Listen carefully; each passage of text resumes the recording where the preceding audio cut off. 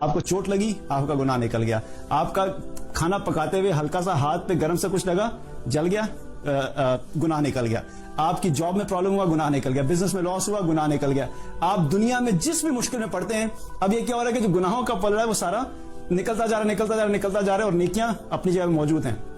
تو حقیقت میں کیا ہو رہا ہے کہ اللہ سبحانہ تعالیٰ ہماری آخرت کی کامیابی کے لیے بھی ہم پہ یہ رحمت کرتا ہے کہ دنیا میں ہی ہم پہ ایسی سچویشن ڈالتا ہے کہ جب قیامت کے دن تمہارا جو پلڑا گناہوں کا بھاری ہونا ہے، اس سے بہتر ہے کہ تم اس کا دنیا میں ہی کچھ نہ کچھ خمیازہ پے کر دو، کچھ پرائز پے کر دو، تاکہ تمہارے آخرت کی کامیابی، آخرت کی ناکامی سے تم لوگ بچ جاؤ. تو حقیقت میں مشکلات جب آتی ہیں تو ان پہ جب بھی کوئی مشکل آتی ہے، اس کو جب بھی کوئی تکلیف پہنچتی ہے، اس کے بدلے میں اللہ سبحانہ تعالیٰ اس کے گناہوں کو معاف کر دیتا ہے. حتیٰ کہ اس کو جب کانٹا بھی چبھتا ہے، اس کے بدلے میں بھی اللہ تعالیٰ گناہ معاف